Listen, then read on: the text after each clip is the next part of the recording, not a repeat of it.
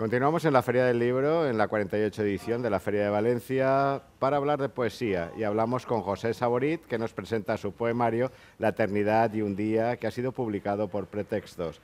José, bienvenido. Gracias, muchas gracias. ¿Qué encuentra el lector en este poemario? Bueno, es una recopilación de poemas que se han ido decantando a lo largo de algo más de 3 años y encuentra una cierta intensidad en el vivir o en el saborear lo que la vida nos da, los dones que la vida nos ofrece mientras aún estamos vivos. Carpe diem. Carpe diem, una cierta intensidad que convierte el instante en algo que llega a paralizarse y a producirnos la sensación de eternidad. No como una duración interminable, sino como un sentimiento casi atemporal o intemporal, como estar fuera del tiempo, fuera de esa flecha que va avanzando y avanzando y nos arrastra. ¿Qué temáticas abordas aparte del tiempo? ¿Qué sentimientos? El tiempo es uno de los asuntos principales, muchas veces metaforizado a partir de escenas relacionadas con el mar, con ese movimiento que siempre está recomenzando en el mar, el tiempo cíclico más que el tiempo cronológico, y también pues, lo que hace el tiempo con el amor, con los sentimientos, y lo que hace el tiempo con nosotros, que lo que hace el tiempo con nosotros es ir deshaciéndonos e ir transformando nuestra identidad, que en el libro también está muy presente el asunto de la identidad, pero no tanto como un ente fijo e inmóvil, sino como un organismo que se va transformando y que encuentra en la transformación la condición necesaria para sobrevivir. Forma, contenido, ¿qué hay más en la poesía de José Saborit? Bueno, eso es algo que corresponde decirlo a los lectores, pero lo que yo querría que hubiese, además de pensamiento y de reflexión, por supuesto, es emoción. Entiendo que la poesía debe contagiarse por la emoción rítmica, debe entrar por el oído, como una música, y después, poco a poco, ir soltando la carga de sentido que portan las palabras, la parte semántica de las palabras. Pero primero es una emoción, una música que nos atrae, nos hace acercarnos y luego ya vamos escanciando, vamos descubriendo el sentido poco a poco. Hablas de musicalidad, hablas de sonido, hablas de palabra, pero está también tu condición de artista, tu condición de pintor y tu condición de catedrático de Bellas Artes. ¿También juega la imagen? ¿Partes de la imagen? Sí, la imagen no solo en la poesía, sino en toda la literatura. La imagen es importante, es decir, esa capacidad que tienen las palabras para ir desplegando en nuestro interior, a medida que las vamos leyendo, una escena, una imagen, que puede impresionarnos o dejarnos una impresión más honda que muchos razonamientos.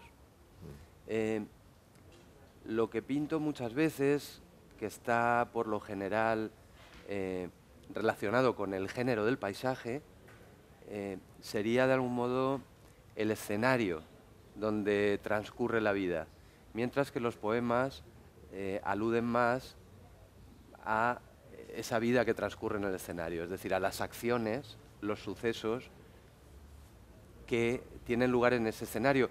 Pero, ojo, no solo acciones o sucesos externos o del mundo físico, sino también esas otras acciones que son la reflexión y el pensar, el ir pensando. Siempre hay un fondo de filosofía en el de poema, pensamiento, digamos, más humildemente, hay un fondo de pensamiento. Fíjate que fue Unamuno quien refutó este antagonismo entre sentir y pensar, diciendo su célebre frase: sentir el pensamiento, pensar el sentimiento.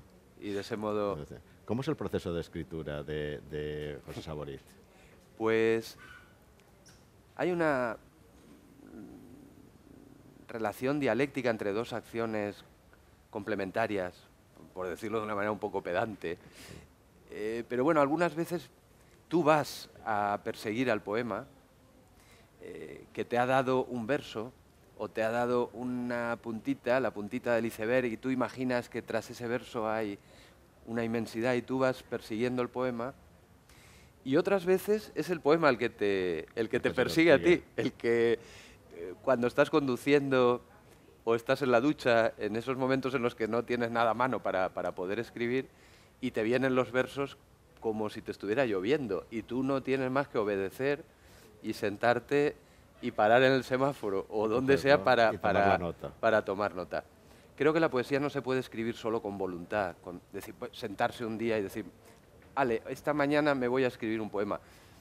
Con oficio se puede fingir que se escribe un poema y sacar un resultado más o menos aparente o decente, pero un poema de verdad tiene algo de irrupción, por eso más que decir... Y luego de proceso lento. De proceso de pulimiento, más que decir se me ha ocurrido un poema, pues muchos decimos me ha ocurrido un poema. Y luego, como tú dices, el poema la poesía es una ars combinatoria, una manera de combinar palabras en busca de la mejor combinación, aquella en la que ni sobra ni falta nada. Y eso es un trabajo de orfebre, es un trabajo de pulimiento, de insistir, de tomar distancia, de dejar el poema reposar, de volver a cogerlo. Pero intentando... Eso es muy como la pintura, que también tenéis que llevar varios cuadros a la vez. También es como la pintura, pero intentando que ese trabajo que has puesto en el poema, que no se note el esfuerzo, sino que el poema fluya como el agua, ¿no? con naturalidad, ¿no? La pintura también tiene algo de eso, de ir dándole tiempo, ir dándole sesiones, y a un momento en que el cuadro de algún modo te devuelve todo ese tiempo que tú le has entregado, apareciendo ante ti como un cuadro logrado. Sí. Todo libro es fruto de unas influencias y unas lecturas del autor, ¿eh? ¿Qué lecturas han influido en José Saborit? Bueno, esto sería absolutamente interminable. Pero siempre hay algunas. Porque uno cuando escribe poesía intenta devolver a la poesía al menos una pequeña parte de lo que la poesía le ha dado, ¿no? Este libro está dedicado a Miguel Ángel Velasco. Miguel Ángel Velasco es un gran poeta de mi generación que falleció hace un par de años y que fue él quien me permitió conocer personalmente a Carlos Marzal, a Vicente Gallego, a Antonio Cabrera, que todos ellos tienen detrás pues, a la figura de Francisco Brines, mientras que Miguel Ángel Velasco y yo teníamos detrás más a la figura de Agustín García Calvo, Isabel Escudero como poetas de referencia. No puedo dejar de nombrar a Claudio Rodríguez, y bueno, en este repertorio improvisado seguro que queda gente fuera, pero sobre todo pues de épocas más lejanas, ¿no? Pero no se trata de abordar largas enumeraciones. ¿Qué está trabajando actualmente José Saborit, literariamente hablando? Literariamente tengo en danza dos libros. Uno, en colaboración con Carlos Segura, un artista muy joven con el que he conectado muy bien, y es un proyecto que llevamos conjuntamente y que no se limita a la escritura, aunque tiene una parte de escritura, concretamente un libro titulado Los viajes de nadie. Conocimos a un personaje enigmático y por medio de fotografías, de textos, del libro, de un documental, de una correspondencia, queremos dar cuenta de la profunda impresión que nos produjo este personaje. Es apócrifa la correspondencia. Los viajes de nadie, no, es real. Es real. Y el personaje existe. Y el personaje también. No es Campalans, Josep Torre Campalans, como hizo Max Sau. No, ni tantos apócrifos. Estamos ultimando el libro y una vez tenga su forma más o menos definitiva, intentaremos ver por dónde lo publicamos o canalizamos. Y otro proyecto en el que estoy ahora trabajando es un libro juvenil en colaboración con Paula Bonet. Es una ilustradora valenciana con la que tengo una relación muy estrecha desde hace 12 o 14 años.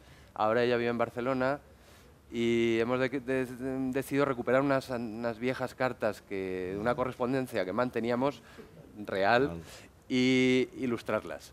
Y este libro probablemente se llamará... Tú pondrás ahí las palabras y Paula pondrá Exactamente, las yo ahí imágenes. pongo los textos y Paula las ilustra. Cartas a Paula, es posible que se titule.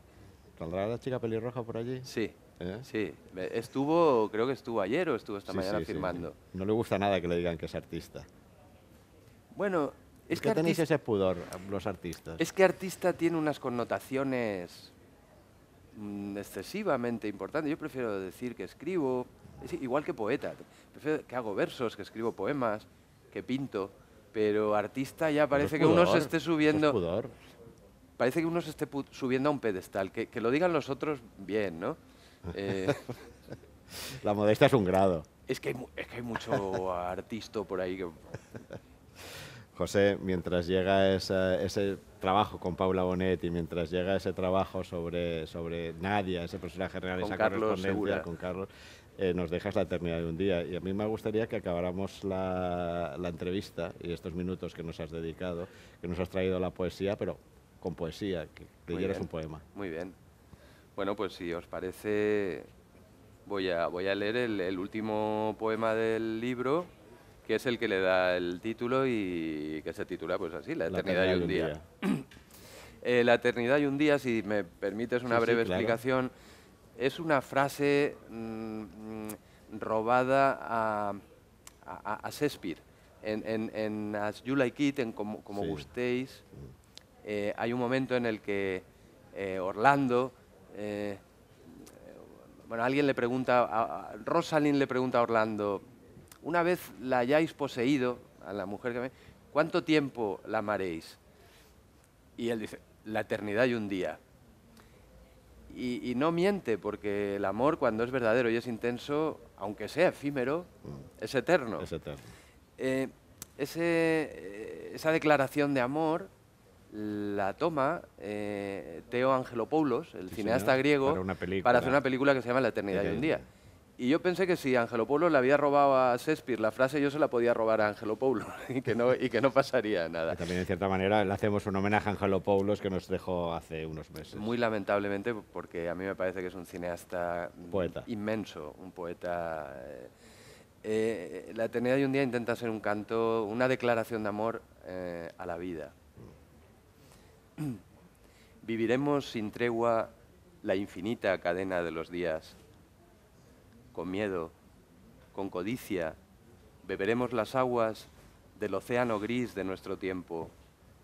Viviremos desnudos, de cara a la corriente fugitiva. Viviremos para volver al polvo de los mismos caminos fatigados, para romper el cerco de las frías colinas del silencio. Viviremos oyendo la anónima llamada de las aguas, y en el agua movida de los días nadaremos lo nuestro y lo de otros, lo que venga de cara y lo que oculte su bello rostro esquivo a nuestro paso. Viviremos al aire, la intemperie será nuestro abrigo más cierto, y cuando todo anuncie la inminencia del fin inaplazable, pediremos un día y otro más, y aún más. Aún pediremos la eternidad y un día. La eternidad y un día, José Saborit. Muchas gracias por traernos la poesía a la 48 edición de la Feria del Libro. Gracias a vosotros. Ahora van a hacerte los...